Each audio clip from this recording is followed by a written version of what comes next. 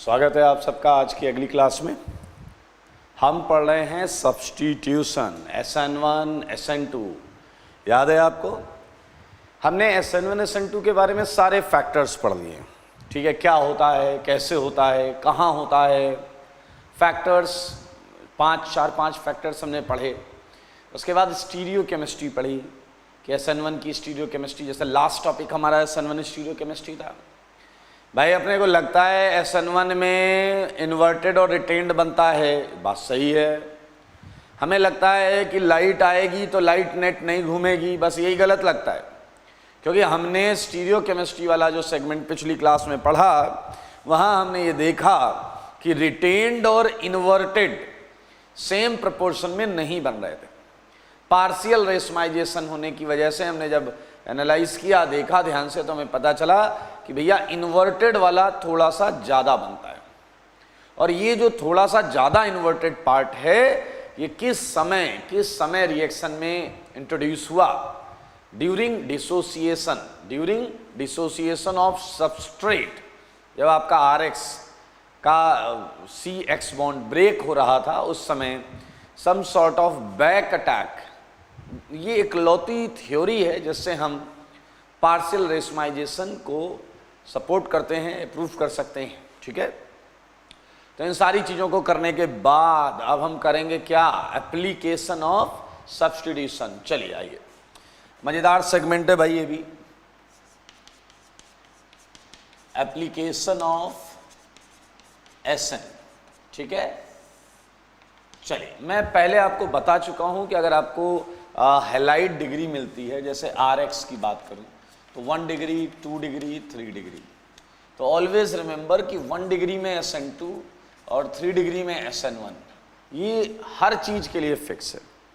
तो मैंने जैसे किसी रिएक्शन में लिखा, मैंने मान लो किसी रिएक्शन के लिए लिखा कि ये SN2 है, ठीक है, तो इसका मतलब 2 डिग्री उसका मैंने बताया है आपको, क्योंकि 1 और 3 तो फिक्स है।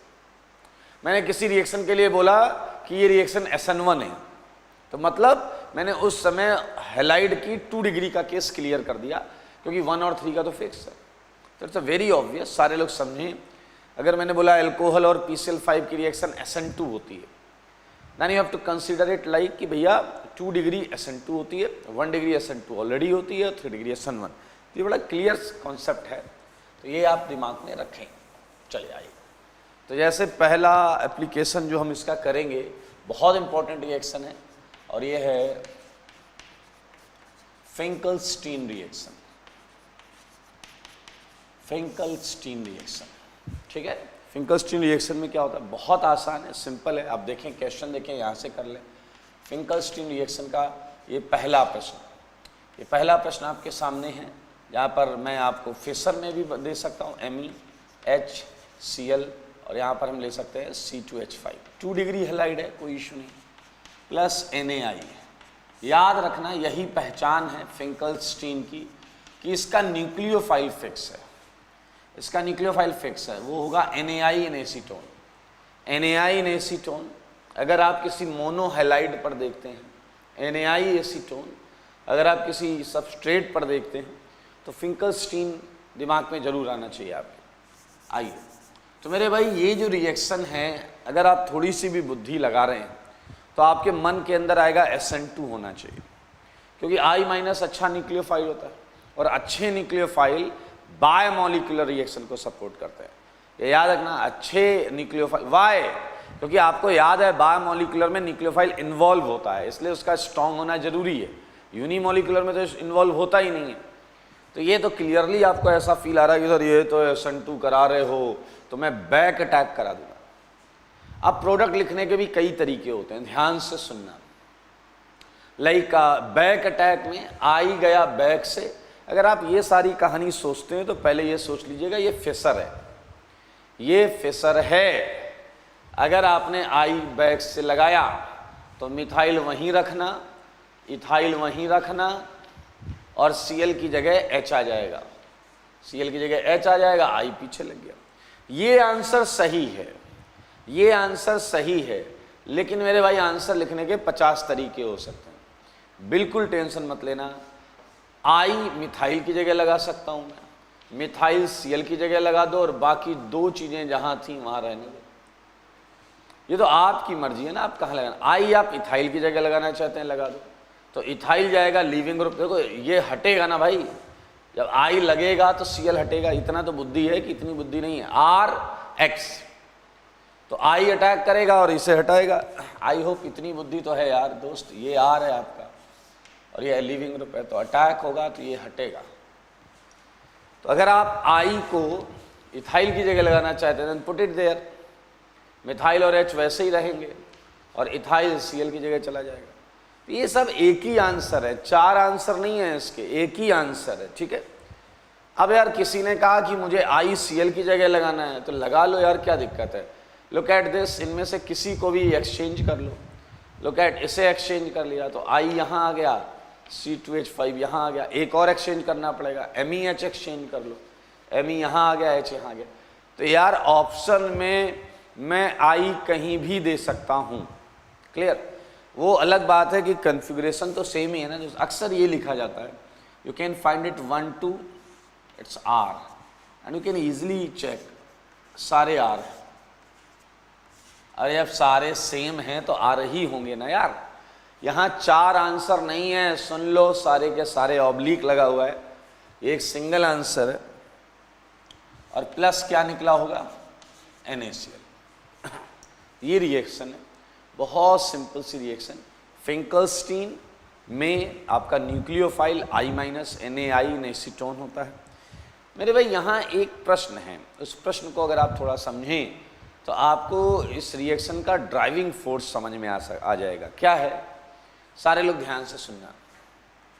एसीटोन की अगर हम बात करें तो एसीटोन वैसे, ध्यान से सुने, पोलर एप्रोटिक सॉल्वेंट होता है, पोलर एप्रोटिक सॉल्वेंट।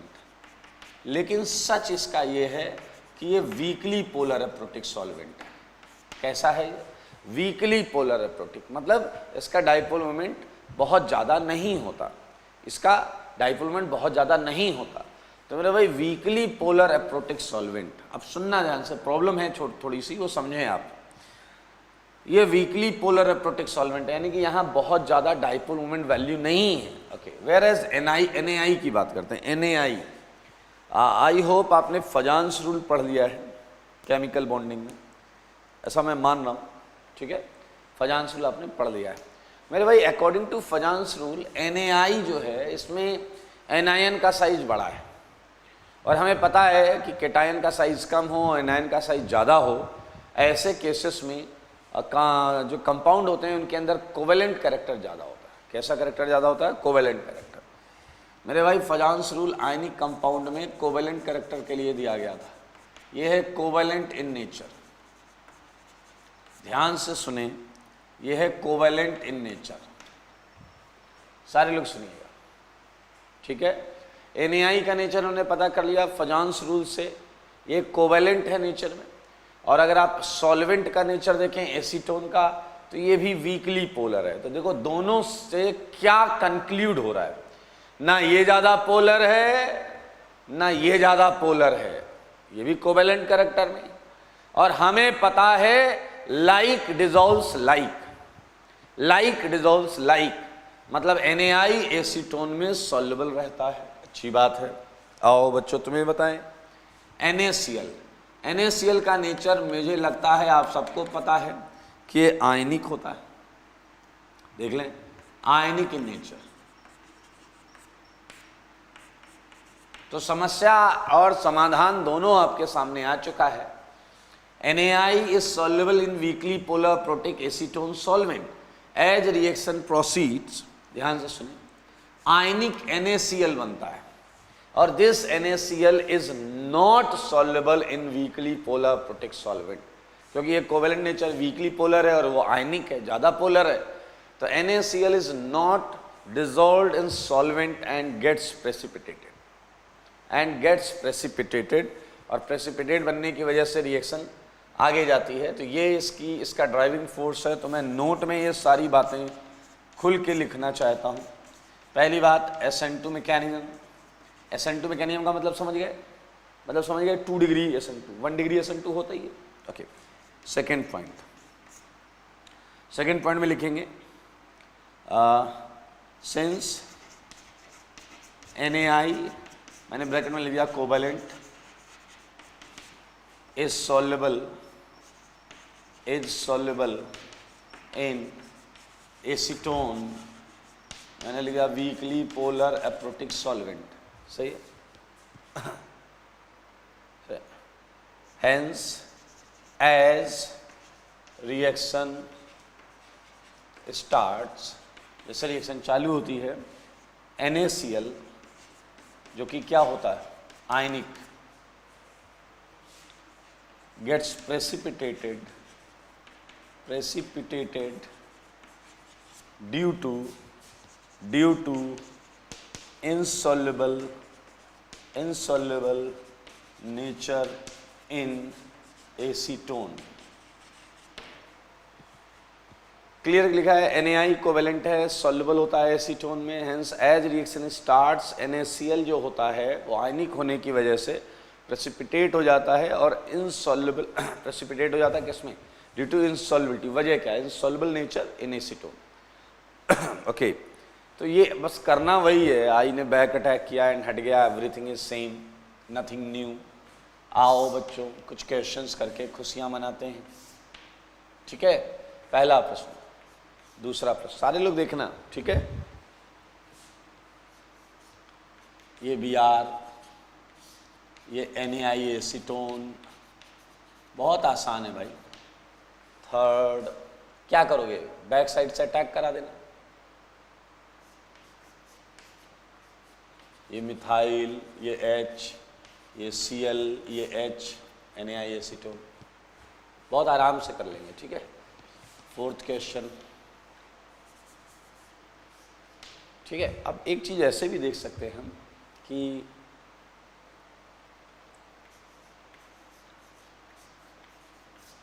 करो, कोई दिक्कत नहीं है।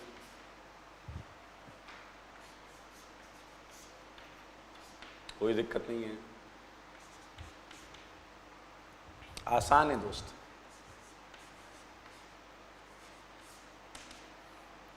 देखो Cl को I ने हटाया, समझ में आया, Br को I ने हटाया, समझ में आया। आपको अगर याद हो तो पिछली क्लास में हमने एक चीज ली थी, अगर आपको याद हो, I को I ने हटाया,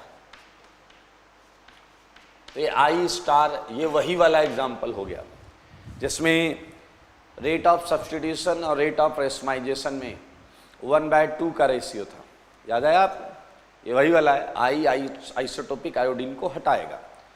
तो फिंकलस्टीन ये है जो आपके सामने, निहायत ही आसान, आराम से कर सकते हैं, कोई दिक्कत नहीं है। तो बस और क्या करें, बहुत आसान है। ये Me है, ये H है, ये D है, ये H है, ये Cl है, ये T है, ये NaI एसीटोन, ठीक है। And last CH3Br। 8 question, Finkelstein की समाप्ति, फिंकलस्टीन की समाप्ति, क्लियर। तो यहाँ थोड़ा सा लिख लेते हैं, in this reaction NaI in acetone, NaI in acetone is used, ठीक है, as a nucleophile, as a nucleophile। ये भैया सिंपल सा फिंकलस्टीन चालू भी हुआ, हमने इसे समझा भी और खल्लास खत्म कर दिया, बोले तो समझ में आया। हाँ देख लो देख लो, एक नज़र इसको देखो, एक नज़र इसको देखो भैया, काम वही है, बैक साइड से आ रहा है, Cl को हटा रहा है, ट्रांजिशन स्टेट कॉन्सेप्ट, और मैं अब इसे हटा रहा हूँ, ठीक है। पहला एप्लीकेशन जो था वो SN का, वो खत्म हो गया और ये SN2 मैकेनिक।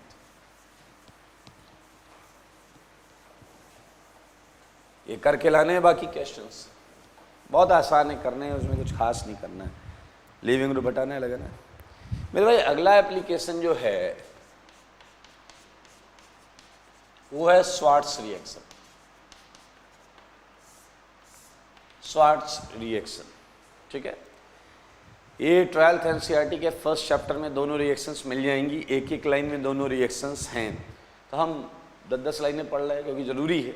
श्वार्ट्ज रिएक्शन में क्या होता है, आइए थोड़ा सारे लोग देखें। ये है RX और यहाँ फ्लोराइड लिया जाता है, फ्लोराइड लिया जाता है, और भी फ्लोराइड्स यूज हो सकते हैं, जैसे AgF लिया गया। अब प्रॉब्लम ये आपको समझनी पड़ेगी, न्यूक्लियोफिलिसिटी ऑर्डर ऐसा थोड़ा है कि कोई किसी को भी हटा देगा। I ने Cl को हटाया, I ने Br को हटाया, सेंसिबल लगता है क्योंकि I जो है वो अच्छा न्यूक्लियोफाइल होता है। अब यहाँ F लेकर आ गया, एक्सट्रीम चीज़ें लेकर चल रहे हो, मतलब मर्जी चल रही है, जो मन आया वो ले आया, ऐसे थोड़े होता। लेकिन आपको याद है F- पोलर एप्रोटिक सॉल्वेंट में, पोलर एप्रोटिक सॉल्वेंट में अच्छा न्यूक्लियोफाइल था, अगर याद हो आपको। 3 कंडीशंस हमने पढ़ी थी, सॉल्वेंट इफेक्ट ऑन न्यूक्लियोफिलिसिटी।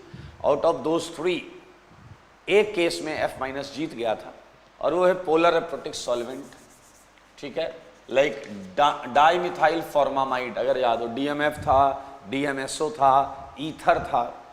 तो मेरे भाई it's a very very easy. इस केस में आप देख सकते हैं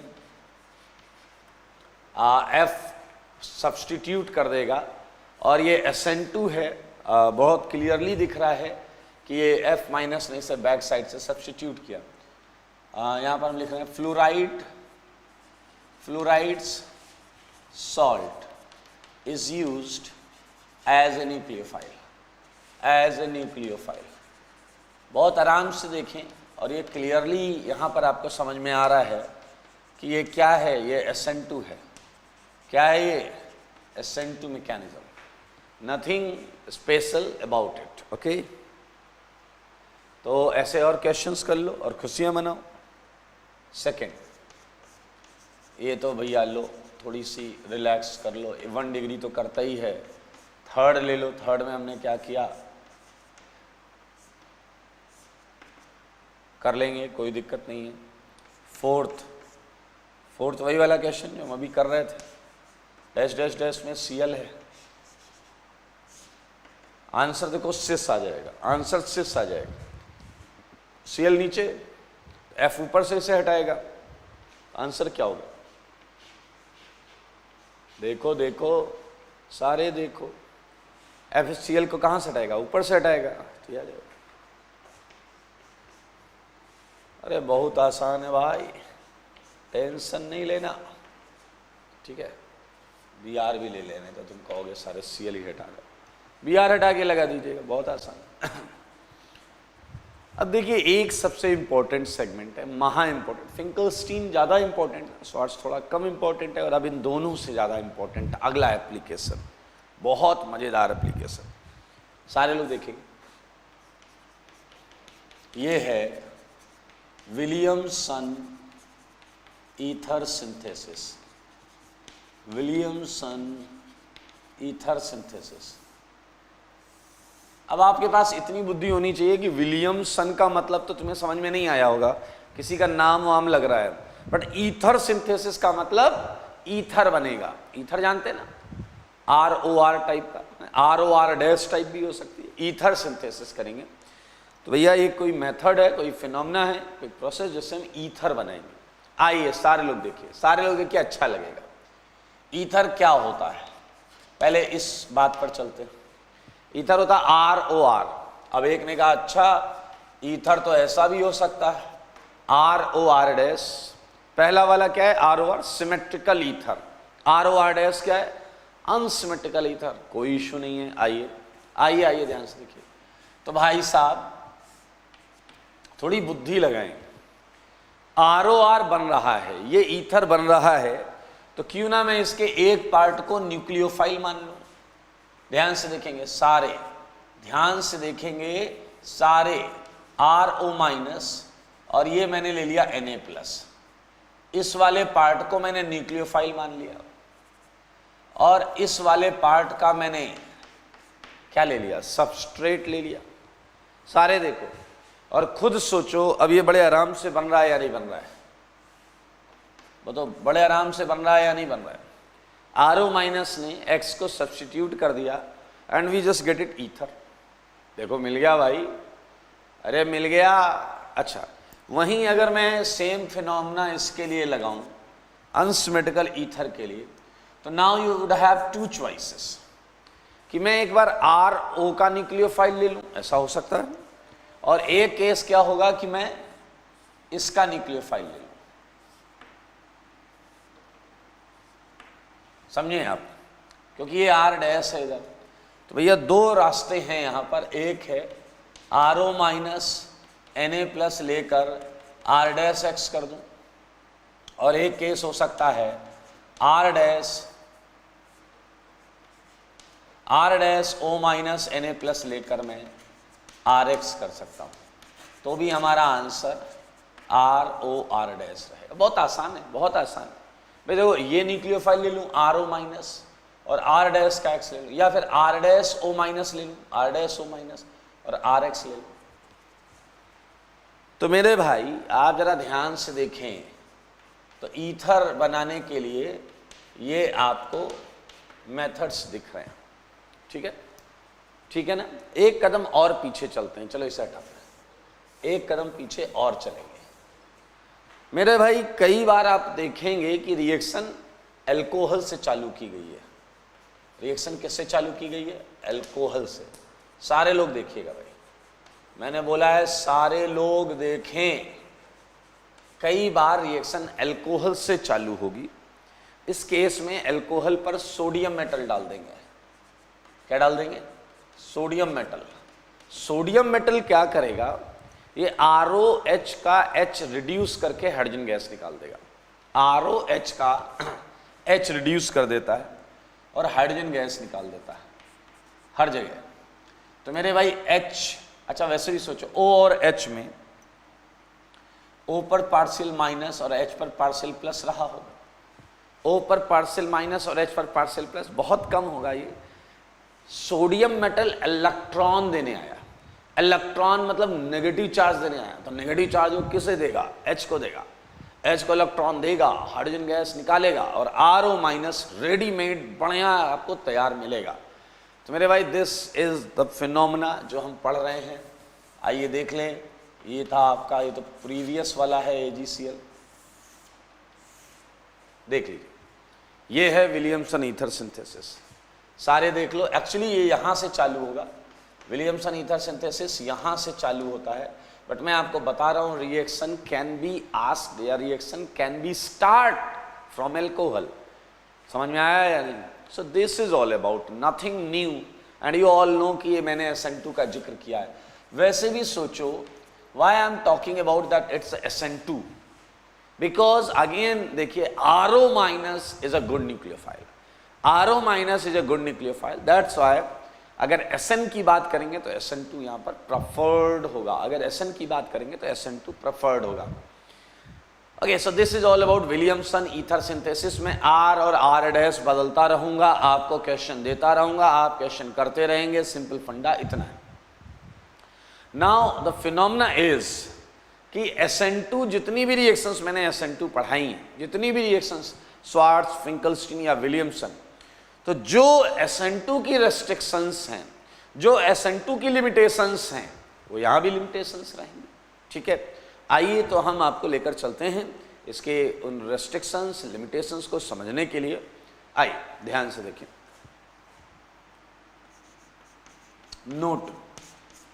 नोट में फर्स्ट पॉइंट ये मैं लिख देता हूं, लेकिन इसकी सच्चाई अभी आप जानना। SN2 मैकेनिज्म थोड़ा और क्लियर कर देता हूं। फॉर ईथर फॉर्मेशन थोड़ा सा दिमागी घोड़े दौड़ाओ। RO माइन, आपको याद है इस चैप्टर की स्टार्टिंग मैंने बोला था, पहला जो हेडिंग थी वो थी रिएक्शन सोन बाय एल्काइल हैलाइड, और मैंने लिखा था एक रिएक्शन न्यूक्लियोफिलिक सब्स्टिट्यूशन और एक रिएक्शन लिखी थी एलिमिनेशन। और मैंने आपसे कहा था दरअसल दोनों रिएक्शन एक साथ होती हैं। कुछ रिएक्शंस में सब्स्टिट्यूशन प्रोडक्ट डोमिनेट करता है और कुछ रिएक्शंस में एलिमिनेशन प्रोडक्ट डोमिनेट करता है, ऐसा मैंने बोला था। फिर मैंने कहा था जहां न्यूक्लियोफाइल बहुत अच्छा है वहां सब्स्टिट्यूशन डोमिनेट करेगा। फिर मैंने कहा जहां बेस बहुत अच्छा है वहां एलिमिनेशन डोमिनेट करेगा। फिर मैंने कहा था कुछ ऐसे न्यूक्लियोफाइल्स भी होते हैं जो अच्छे न्यूक्लियोफाइल के साथ अच्छे बेस भी होते हैं। मेरे भाई RO माइनस उन्हीं में आता है जो अच्छे न्यूक्लियोफाइल के साथ साथ अच्छा बेस भी होता है। तो आइए और सेकेंड पॉइंट को ध्यान से समझिए। मैं यहां पर RX की बात करूंगा, RX या R-X, जो भी सबस्ट्रेट आप ईथर फॉर्मेशन में यूज करेंगे। आपको याद है कि कुछ ऐसी जगह थी जहां SN2 नहीं होता था, कुछ ऐसी जगह थी जहां SN2 नहीं होता था। आइए मैं वो चीजें याद दिलाता हूं आपको। एक आपको अगर याद नहीं आ रहा है तो याद करिए। एक था आपका ब्रिज हेड,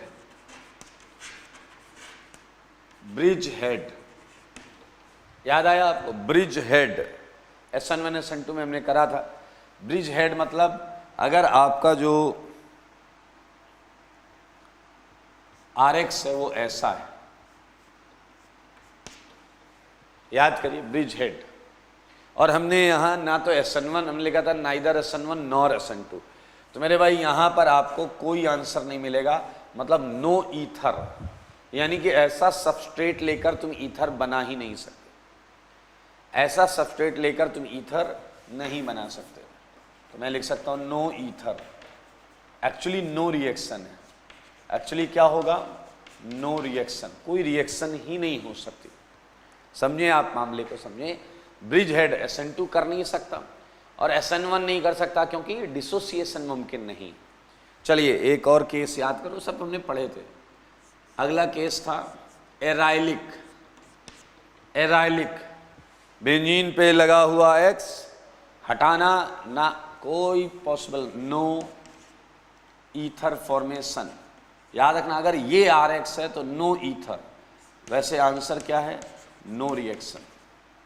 ठीक है, चलिए एक और केस है विनाइलिक हैलाइड। अगर हैलाइड विनाइलिक है मतलब डबल बॉन्ड पर लगा हुआ X है, तो मेरे भाई जब आप जानते हो ये वो केसेस हैं जहां पर ना तो SN1 हो पाता था ना SN2 हो पाता था। So no ether, no reaction. चलिए ये सब पढ़ा हुआ है, वापस रिवीजन करवा रहा हूं मैं। अगला केस है 3 डिग्री। 3 डिग्री ध्यान से सुनना। अगर आपका RX ये है, अगर आपका RX ये, मेरे भाई आपको ये तो पता है कि 3 डिग्री में SN2 तो नहीं हो सकता। और आपको मैं बता दूं कि सिंस ये एक स्ट्रॉन्ग बेस भी है, कौन? RO माइनस स्ट्रॉन्ग बेस भी है, इसलिए 3 डिग्री के केस में मेरे भाई थोड़ा डिटेल आप एलिमिनेशन में सीख पाएंगे। E2 हो जाता है, E2 में क्या हुआ? बगल वाले कार्बन से H और इधर से X हट गया, तो बीच में डबल आ गया। एक अल्फा कार्बन से H हटा दो, मतलब उसके बाजू वाले कार्बन से, विशनल कार्बन से H हटा दो और X हटा दो, तो यहाँ E2 हो जाता है। तो ऑलमोस्ट ये आपका 3 डिग्री था और ऑलमोस्ट यहाँ E2 आता है। ऑलमोस्ट मीन्स समझ रहे हैं, पूरा अगर एक ही प्रोडक्ट की बात करें तो E2 आता है। E2 is a mechanism just like SN2, elimination by molecular alkene. Ether की गुंजाइश मत रखें यहां पर। ये देखें 3 डिग्री हैलाइड ने भी हमें निराश किया है। आओ बच्चों तुम्हें बताएं। बात आ गई है अब 2 डिग्री की,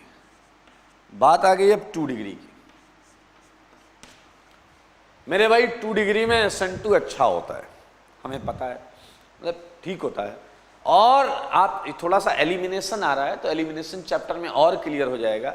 यहाँ आपको समझने की आवश्यकता होगी, समझो मगर ध्यान से। अगर आप देखो, एक तो एल्कीन बनेगी और साथ में एक ईथर भी बनेगा, एल्कीन भी बनेगी और ईथर भी बनेगा। एल्कीन किस मैकेनिज्म से बनी होगी, गेस करो जरा।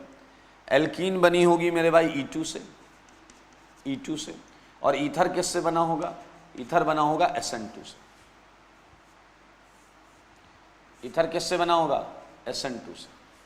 लेकिन मजेदार बात यह है कि अभी भी एल्कीन मेजर होती है, अभी भी एल्कीन जो होती है वो मेजर प्रोडक्ट है, तो मैं E2 के आगे लिख देता हूं, मेजर मीन्स मा और माइनर मीन्स मी। अच्छा, थोड़ा सा एलिमिनेशन पढ़ेंगे, देन यू वुड फाइंड कि elimination RO minus strong base की तरह ज़्यादा का आपको याद होना चाहिए। वैसे भी अच्छे न्यूक्लियोफाइल, बहुत अच्छे न्यूक्लियोफाइल्स वो होते थे जो लार्ज इन साइज होते थे। जैसे आप छोटे साइज पर आओगे, न्यूक्लियोफिलिसिटी तो ठीक है, बेसिक स्ट्रेंथ उनकी बेसिसिटी बहुत ज़्यादा हो जाती है, जिसका रिजल्ट आप देख पा रहे हैं। 2 डिग्री का भी ईथर हमें माइनर मिला है, माइनर। अब यार आगे क्या बचा है तुम भी जानते हो, अब कुछ बचा ही नहीं है। अभी भी अगर ईथर नहीं मिलेगा, अभी भी अगर ईथर नहीं मिलेगा तो रिएक्शन काहे को पढ़ रहे हैं यार। ये 1 डिग्री मेरे भाई, यहां आप खुला समझ सकते हैं, देख सकते हैं, सीख सकते हैं कि ये देखिए ये OR, ठीक है, और थोड़ी सी एल्कीन। अब आप समझ गए हैं ऊपर वाला किससे बना है, SN2 से, और ये मेजर है, मेजर ये किससे बना है, E2 से, और क्या है, माइनर। आपको एक प्रोडक्ट बनानी है तो 1 डिग्री के केस में आप ईथर बनाएंगे। अगर आपको एक प्रोडक्ट बनानी है तो 1 डिग्री के केस में ईथर बनाएंगे। अगर बोलेगा टोटल पॉसिबल प्रोडक्ट्स तो ये भी बताएंगे, ठीक है। वैसे एक ही पूछता है तो ईथर बनाया जाता है। Okay, now the last case. आपको याद है CH3X सबसे छोटा हैलाइड। मेरे भाई इस केस में आप देखें, आपको ईथर ही मिलता है, you can say 100% SN2, 100% SN2, क्योंकि मेरे भाई एलिमिनेशन के लिए 2 कार्बन तो चाहिए। अरे डबल बॉन्ड बनाइएगा तो 2 कार्बन चाहिए ना भैया, ऐसे थोड़े खड़े कर देंगे डबल बॉन्ड। महा इंपॉर्टेंट रिएक्शन है भाई, मोस्ट इंपॉर्टेंट है, ठीक है, मोस्ट इंपॉर्टेंट। तो आप देखें ईथर बेसिकली आपको पहले 2 केसेस में मिला है, पहले 2 केसेस में। बाकी केस में माइनर आ रहा है या फिर आ ही नहीं रहा है, माइनर आ रहा है या फिर आ नहीं रहा है, समझ ले। तो ये है विलियमसन ईथर सिंथेसिस। इसमें क्या होता है वो मैं यहां जरूर लिखूंगा। In this reaction, इसे बोलेंगे एल्कोक्साइड, एल्कोक्साइड, सोडियम या potassium alkoxide. In this reaction sodium या पोटेशियम भी हो सकता है। Alkoxide is reacted with substrate RX so that ether is obtained as a product. Ether is obtained as a product. ये है आपकी विलियमसन ईथर सिंथेसिस। देख लो, देख लो, इसे एक नजर देख लो। मैं हटा रहा हूं स्वार्ट्स।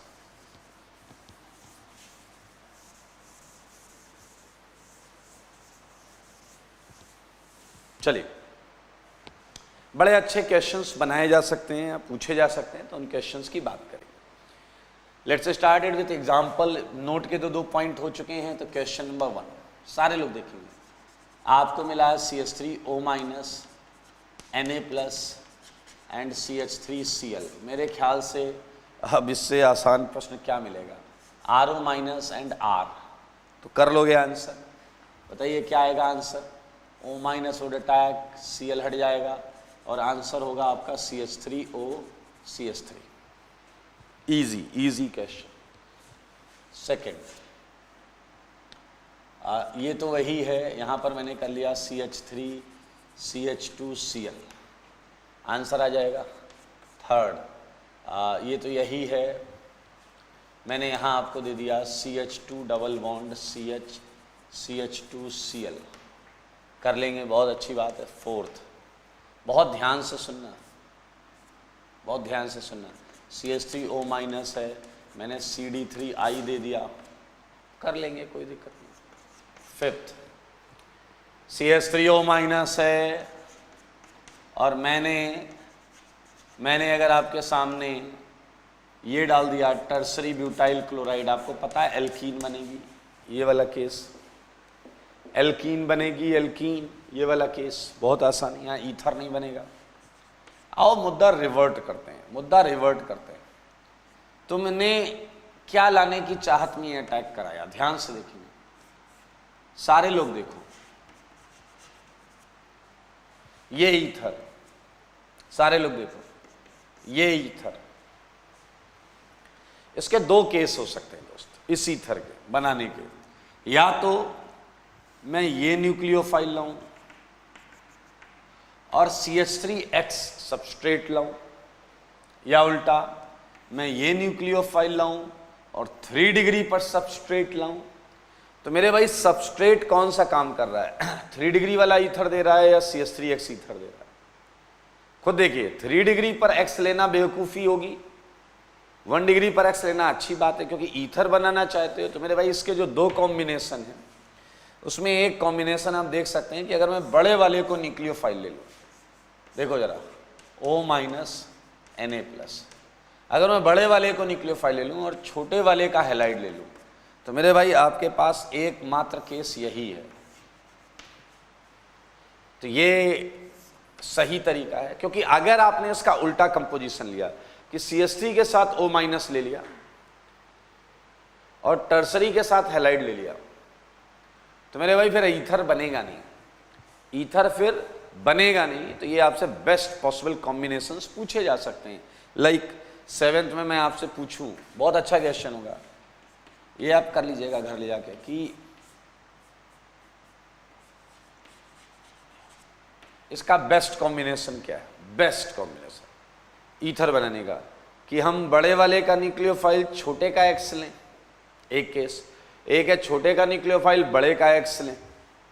मेरे ख्याल से आपको पता है जितना छोटा पॉसिबल सबस्ट्रेट ले सकते हो ईथर उतना ज़्यादा अच्छा बनेगा, उतना ज़्यादा परसेंटेज में भी बनेगा, सही है। तो आई थिंक 7th आप कर सकते हैं। इन द सेम पैटर्न अगर मैं आपको ये दूं OCH3, देखते रहना सारे लोग,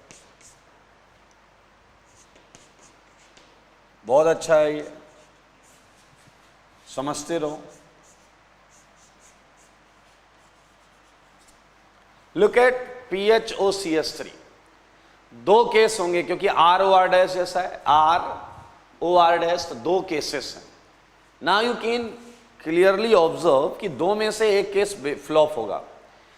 अगर आपने CH3O- लिया न्यूक्लियोफाइल, तो X आपको बेंजीन पे लगाना पड़ेगा और बेंजीन का X तो रिएक्शन ही नहीं देगा। दूसरा केस है, अगर मैं बेंजीन के साथ O- ले लूं, बेंजीन के साथ O- ले लूं और CH3 पर X ले लूं, अरे वाह मजा आ गया। क्या समझ रहे हैं आप मेरे भाई? इसके दो केसेस हैं, दो केसेस में आप समझ लें, ये साफ साफ यहां लिखा हुआ, मैं ये हटाता हूं ये वाला segment.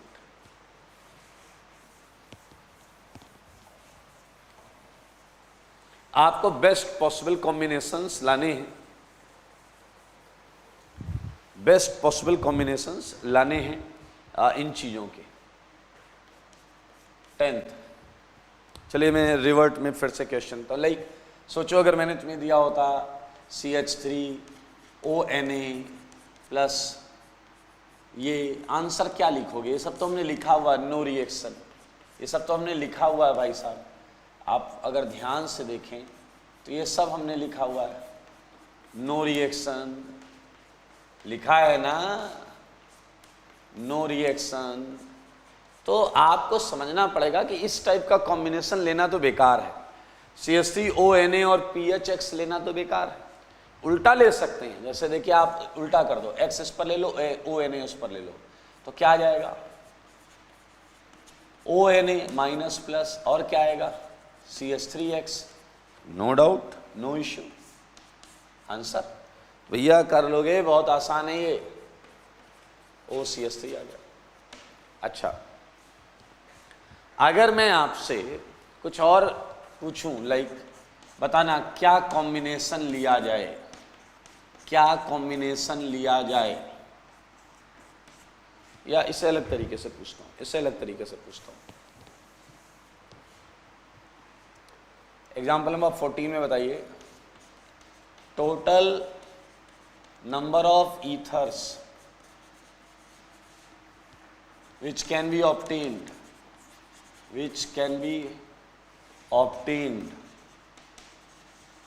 in good yield by Williamson ether synthesis. Williamson ether synthesis, मैं यहाँ ईथर लिख रहा हूँ,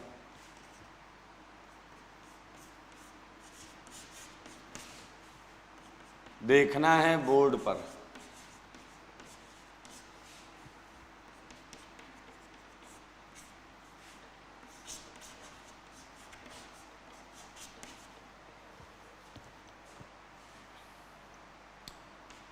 देखते रहो भैया बोर्ड पर। हाँ,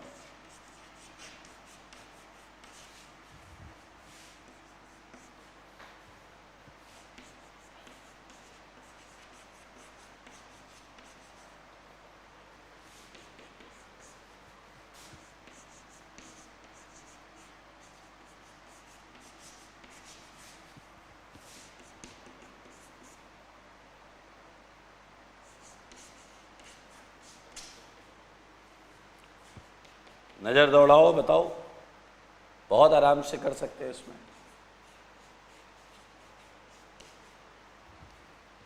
okay, so how many of them can be obtained in good yield bye Williamson ether synthesis? आराम से देखिए, कर लेंगे, सोच समझ के करिएगा, ठीक है? बहुत आसान है, जो पढ़ा है वही है, सारे पॉइंट्स वही है। अगर आप ध्यान से देखो तो चौथा ईथर कभी बन ही नहीं सकता, चौथा ईथर नहीं बन सकता, never possible. I mean Williamson ether synthesis से नहीं बन सकता। ये ईथर तो बनता होगा यार, बट विलियमसन ईथर सिंथेसिस से नहीं बनता। इस तरीके से SN2 करके तो नहीं बन सकता। तो ये आप समझ सकते हैं, ये नहीं बन सकता, ये नहीं करना भाई, पूरा करना। मैं इसे कर नहीं रहा हूँ, ये आपका होमवर्क पार्ट है, इसे पूरा करिएगा, ठीक है? सारे क्वेश्चन जितने हमने डिस्कस नहीं किए, इन सब में वैसे Cl हटा के आपको CH3O लगाना है।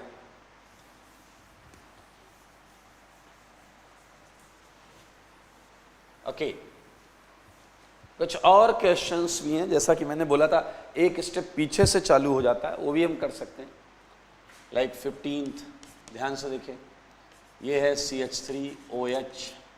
मैंने कहा भैया पहले सोडियम मेटल डाला, सारे लोग देखें, तो कुछ बन गया P, और फिर मैंने यहाँ डाल दिया MEH, और यहाँ पर है आपका D, और ये है Cl, और यहाँ बन गया Q। तो यहाँ बना होगा CH3O माइनस Na+, फिर SN2 करा दीजिएगा। 16th, यहाँ है आपके पास MEH DOH Na, और ये बना P, और P के बाद इस पे कराइएगा आप CH3Cl, Q डैश है, ठीक है? ये P डैश है। तो ये बहुत आसान क्वेश्चन, कुछ भी नया नहीं करना है, ठीक है? 17th पर चलते हैं। ऐसे बहुत सारे क्वेश्चंस लिए जा सकते हैं, जैसे ये देखना, दोनों चीज़ें एक ही में हैं, तो मुझे बस सोडियम मेटल डालना है, मुझे बस सोडियम मेटल डालना है। देख लो भाई, मुझे बस सोडियम मेटल डालना है।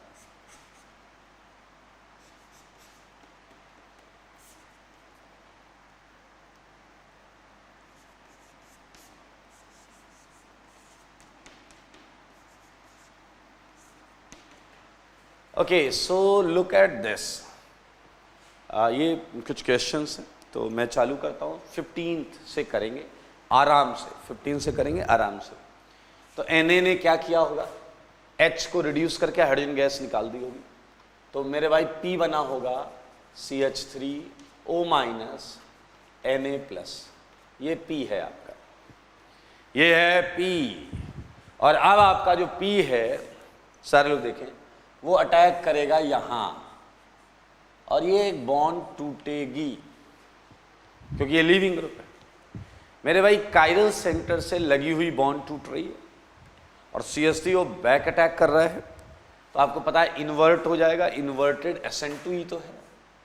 तो मेरे भाई इधर H आ जाएगा, D यहीं था, मिथाइल यहीं था और यहाँ लग जाएगा CH3O। तो ये आपका है Q, क्लियर, ये है आपका P। We just get it answer. आओ मिलकर 16th करते हैं।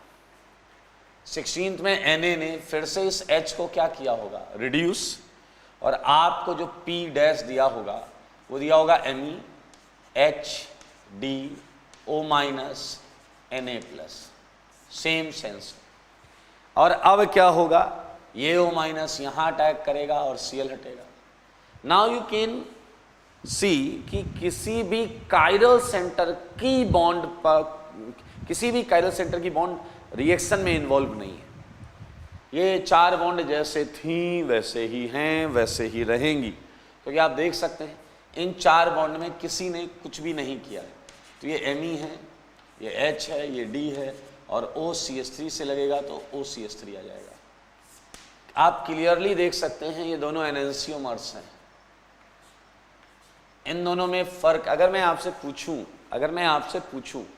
15th और 16th, अगर मैं आपसे पूछूं 15th और 16th किस रिएक्शन में कन्फिग्रेशन इन्वर्ट हुआ है, 15th और 16th में अगर मैं पूछूं किस रिएक्शन में कन्फिग्रेशन इन्वर्ट हुआ है, तो मेरे भाई आंसर डेफिनेटली होगा 15th, क्योंकि उसमें कायरल सेंटर की एक बॉन्ड डायरेक्टली कनेक्टेड एक बॉन्ड ब्रेक हो रही है और जिसकी वजह से ऐसा हो पा रहा है। बट 16th में कायरल सेंटर वाला जो बॉन्ड्स थी वो सारी इंटैक्ट है, दैट्स वाई।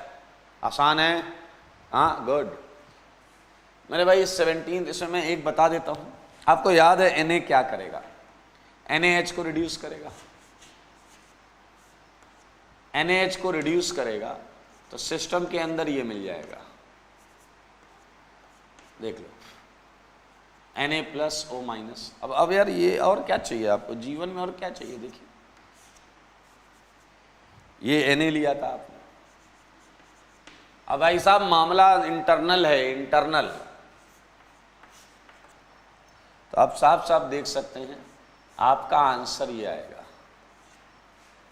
3 की रिंग, ये इपॉक्साइड, 3 की रिंग में ये इपॉक्साइड। मेरे ख्याल से सारे कर लेंगे, बुद्धि लगाओगे अगर तो तुम्हें दिख रहा होगा कि 20th का आंसर THF है। THF इसका नाम होता है भाई साहब, टेंशन मत लेना, टेट्राहाइड्रोफ्यूरेन, टेट्राहाइड्रोफ्यूरेन, 20th क्वेश्चन, ठीक है। सो बहुत ज़्यादा रिएक्शंस हम बना सकते हैं, कर सकते हैं विलियमसन ईथर सिंथेसिस में, और छोर नहीं है इसका।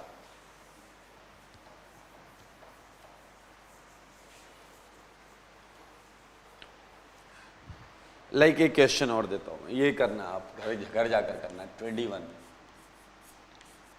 ये है आपका SH और ये है HCl और ये है सोडियम मेटल Na, बस Na है।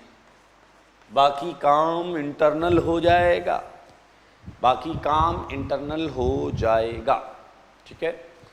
देखिए कुछ और अच्छे क्वेश्चंस आपसे करवाए जा सकते हैं, कैसे, ध्यान से देखिएगा। जैसे मान लीजिए मैंने आपको दिया है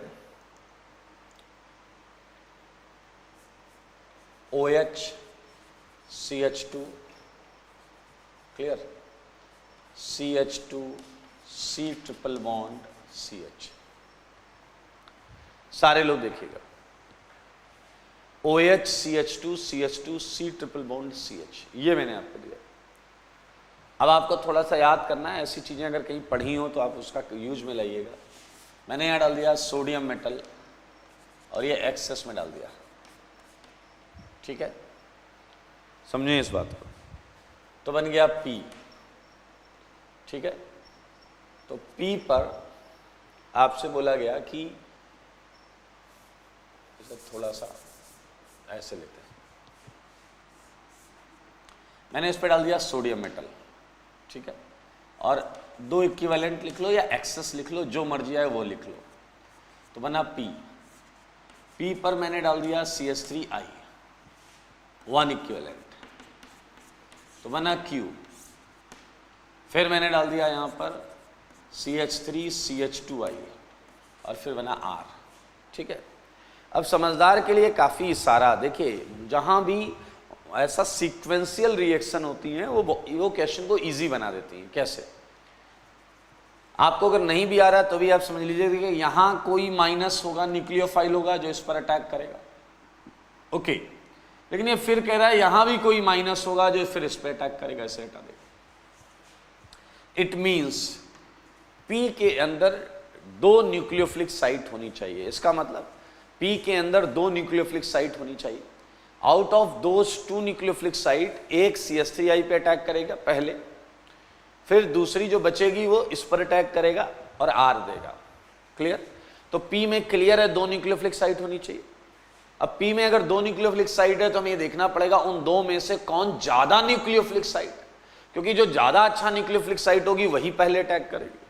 तो ये क्वेश्चन बस इतना है। ठीक है, ना वापस चलते हैं। सोडियम 2 इक्विवेलेंट है, आपको पता होना चाहिए सोडियम एल्कोहल के साथ साथ टर्मिनल एल्काइन के H को भी रिड्यूस कर देता है। एल्कोहल और टर्मिनल एल्काइन के H को भी रिड्यूस कर देता है। ये इंपॉर्टेंट क्वेश्चन है भाई। क्लियर? तो अगर मैं इसका सोल्यूशन करता हूं तो आप देख सकते हैं कि हमारे पास जो कंपाउंड है वो है CH2 CH2 C triple bond CH and OH। Clear? तो जैसे हमने यहाँ पर सोडियम मेटल डाला, सोडियम मेटल, तो हमें मिलेगा CH2O माइनस Na+ और मिलेगा CH2 C triple bond C minus Na+। तो 2 न्यूक्लियोफिलिक साइट है, आप देख सकते हैं, एक ये है और एक ये है, 2 न्यूक्लियोफिलिक साइट। अब आप बताओ कौन सा ज्यादा न्यूक्लियोफिलिक है, O माइनस या C माइनस? O माइनस या C माइनस? बोलो बोलो बोलो बोलो। हाँ, देखिए इसके लिए आप थोड़ा सिंपल चीज भी यूज कर सकते हैं। OH और ट्रिपल बॉन्ड में अगर आपको याद हो तो OH स्ट्रॉन्ग एसिडिक साइट होता था और ये वीक एसिडिक साइट होता था।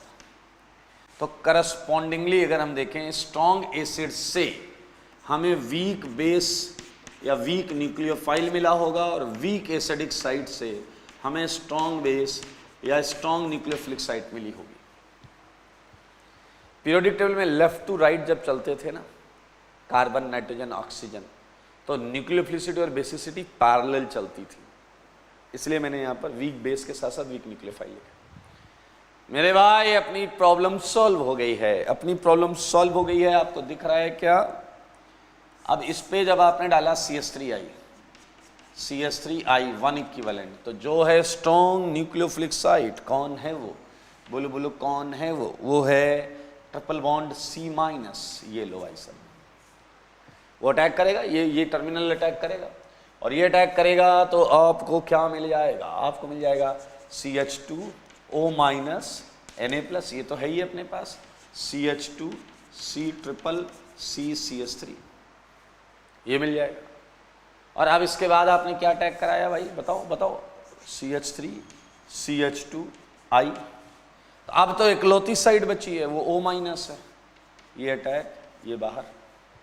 जब इकलौती साइड है तो वही हटेगी। Now you would have answer, वो आंसर आएगा CH2 CH2 C triple CH3 और ये आ गया OCH2 CH3। This is your answer. तुम्हें आंसर की प्राप्ति हुई है, बधाई हो, आंसर तुम्हें मिल गया है। You get it answer. तो भाई साहब विलियमसन ईथर सिंथेसिस में बहुत वेरिएशंस हो सकते हैं बट कॉन्सेप्ट इज सेम।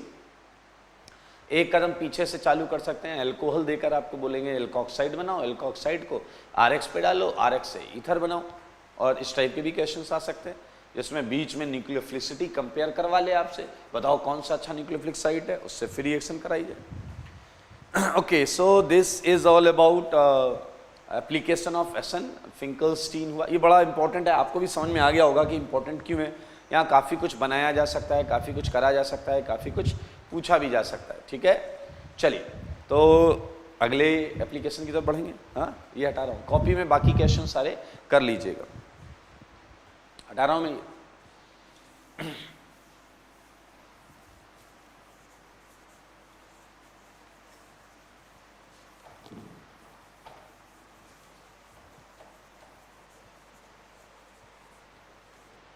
चलिए,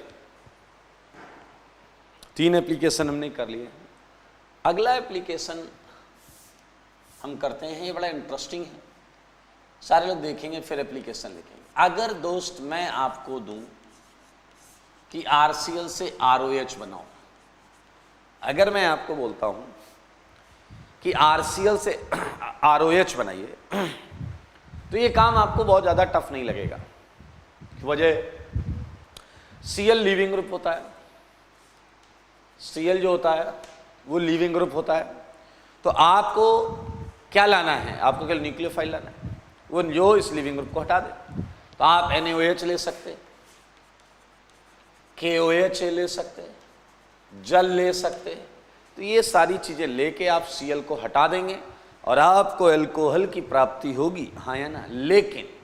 लेकिन मेरा मुद्दा ये है ही नहीं, अपना मुद्दा इजी वाला नहीं है ना दोस्त, अपना मुद्दा इजी वाला है ही नहीं। अपना मुद्दा ये है, सारे लोग देखेंगे कि अगर अल्कोहल है और आरसीएल बनाना है, सारे लोग समझेंगे मामले को। अगर अल्कोहल है और आरसीएल बनाना है, देखो काम टफ नहीं है, लेकिन काम को समझना पड़ेगा। अब इस बार OH लीविंग ग्रुप नहीं है, OH is not a leaving group, ये लीविंग ग्रुप नहीं होता है, not leaving group, OH leaving group नहीं होता है। तो अगर आप ये रिएक्शन कराना चाहते हैं, जो कि दिख रही है सामने, तो उसके लिए आपको OH को पहले लीविंग ग्रुप बनाना पड़ेगा और उसके बाद उसे सब्स्टिट्यूट करना पड़ेगा, ठीक है। तो मेरे भाई मैं आपको बता दूं, जब हमने लीविंग ग्रुप पढ़ा था तो वहाँ मैंने OH को लीविंग ग्रुप बनाने के लिए बहुत सारे तरीके बताए थे। लाइक एक तरीका याद होगा आपको, एजेंट प्रोटॉन H+ आता था, OH को OH2+ बनाता था, याद आया आपको। डिहाइड्रेशन ऑफ अल्कोहल में भी हमने H+ डालकर ही उसे लीविंग ग्रुप निकलने के लिए मजबूर किया था भाई लोग, याद है। तो आइए आज मैं आपको ROH से RX बोले तो हैलाइड बनाना सिखाऊंगा। तो मेरे भाई ये लीविंग ग्रुप नहीं है, लेकिन अब आपको ये समझ में आ गया है कि हर रिएक्शन में जब OH हटाना होगा तो हमें उसे लीविंग ग्रुप बनाना पड़ेगा। तो देखिए ROH से RCl बनने के हमारे पास बहुत मेथड्स हैं, इसलिए टेंशन मत लो। देखिए RCl आप PCl3 डाल दो, उससे भी बनेगा, PCl5 डाल दो, उससे भी बनेगा, HX डाल दो, HCl डाल दो, उससे भी बनेगा, ठीक है। SOCl2 डाल दो, उससे भी बनेगा। एक और चीज़ है जो मैं यहाँ लिख देता हूँ, HCl डालो, SOCl2 डालो, इन सबसे बनेगा PCl5, PCl3। मेरे भाई एक कई जगह ऐसा लिखा होता है रेड PCl2, रेड PCl2 या PCl3 या PCl5 या HCl या SOCl2, कुछ भी लो, ये सबका आंसर एक है।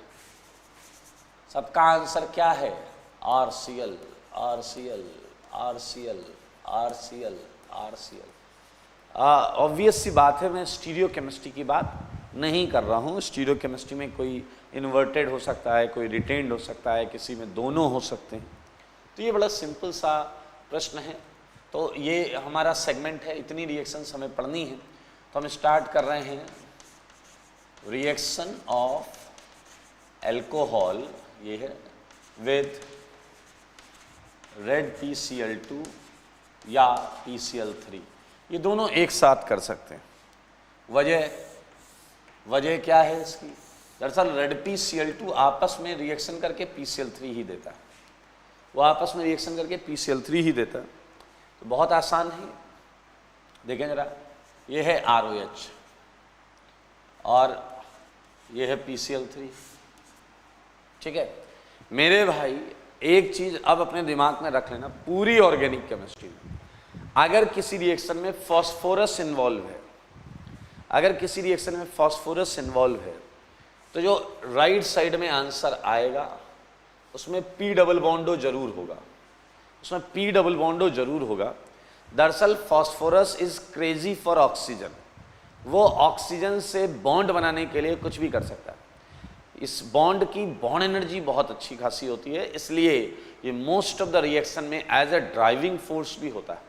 ठीक है, तो मेरे भाई PCl3 का स्टेमिना बहुत अच्छा भाई लोग, एक अकेला 3 अल्कोहल को निपटा देता है, एक अकेला 3 अल्कोहल को निपटा देता है। और इधर जो बनेगा वो बनेगा H3PO3, H3PO3 स्ट्रक्चर बना लेना, आपको आता होगा, H3PO3 ये है रिएक्शन। तो मेरे भाई क्या हुआ, इसे इसकी मैकेनिज्म को जानेंगे हम।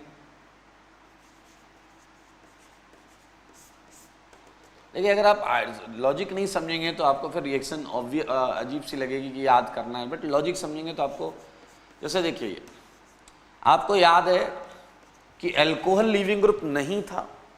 क्यों नहीं था? क्योंकि ये वीक बेस नहीं होता। क्यों नहीं होता? क्योंकि इसके पास ज़्यादा इलेक्ट्रॉन थे। हमने जितने भी तरीके किए थे इसे लीविंग ग्रुप बनाने के, उसमें हम क्या करते हैं, हम बाहर से कुछ ऐसा लाते हैं जो इससे इलेक्ट्रॉन शेयर कर लेता है, ले लेता है, छीन लेता है, और जहां वो ऐसा करता है ये लीविंग ग्रुप बन जाता है। तो मेरे भाई यहां भी ऐसे ही काम हुआ है। आपके सामने है PCl3, आपके सामने PCl3, और आपको पता है कि ये अटैक कर सकता है और Cl हटा सकता है। मैं ये बोल सकता हूं या मैं ये भी बोल सकता हूं कि ऑक्सीजन फास्फोरस को इलेक्ट्रॉन दे रहा है, और अगर ऑक्सीजन ने किसी को इलेक्ट्रॉन दिया तो आगे चलकर उसे लीविंग ग्रुप बनना पड़ेगा। याद करो तुम पहले H+ को इलेक्ट्रॉन दिलवाते थे, H+ को, और H+ को इलेक्ट्रॉन दिलवाते थे तो भैया वो भी लीविंग ग्रुप बन जाता था। तो जैसे ये होगा, एक Cl हटेगा तो एक Cl निकलेगा भाई साहब, एक Cl माइनस निकल गया। और अब सारे लोग ध्यान से देखें, ROH, ठीक है, और ये देखिए O पर प्लस आएगा दोस्त, O पर प्लस आएगा क्योंकि ऑक्सीजन न्यूट्रल था, न्यूट्रल ने इलेक्ट्रॉन दिया तो O पर प्लस आएगा। अब आप ध्यान से देखो, क्या ये लीविंग ग्रुप है या नहीं, क्या ये सेगमेंट लीविंग ग्रुप है या नहीं, प्लस लगाया ऊपर। तो मेरे भाई इस निकले हुए Cl को SN2 करना है, बाकी आप समझदार हैं, इस निकले हुए Cl को SN2 करना है और आपको मिल जाएगा जवाब ClR। मैंने 3 मोल नहीं बनाए हैं, मैंने एक ही मोल बनाया है कि मैकेनिज्म तो आप उतने से ही समझ लेंगे, बाकी आप इसी तरीके से रिएक्शन को और आगे लेकर चलेंगे, then you would get what, alkyl halide. तो मेरे भाई ये PCl3 की रिएक्शन है, और इसके नोट में हम केवल 2 बातें लिखेंगे, एक ये कि ये SN2 मैकेनिज्म है, और दूसरा रिएक्शन क्या है, P double बॉन्डो in H3PO3 is driving force, that's it. ठीक है, तो आप देख पा रहे हैं कि अब ये चैप्टर कितना मज़ेदार लग रहा है जब हम इसके क्वेश्चंस कर रहे हैं, एप्लीकेशंस कर रहे हैं। तो मेरे भाई आपका होमवर्क जो है वो सुन लें। मैंने पिछली क्लास में सीट डिस्कस की थी, जो बची हुई सीट है वो पूरी डिस्कस होगी अगली क्लास में, तो आप पूरा होमवर्क करके आएँ। नेक्स्ट क्लास में हम सीट जो है वो पूरा डिस्कस करेंगे, 40-50 क्वेश्चन डिस्कस करेंगे उसके, और कॉपी के क्वेश्चंस करें। अगली क्लास में थ्योरी में बात करें तो हम करेंगे PCl5, हम करेंगे HCl, हम करेंगे SOCl2। बहुत मज़ेदार सेगमेंट है, आपको बड़ा अच्छा लगने वाला है। ठीक है, तो आज के लिए और अभी के लिए इतना ही। स्वस्थ रहिए, मस्त रहिए, पढ़ाई में व्यस्त रहिए, अपना ख्याल रखिए। Tata bye bye.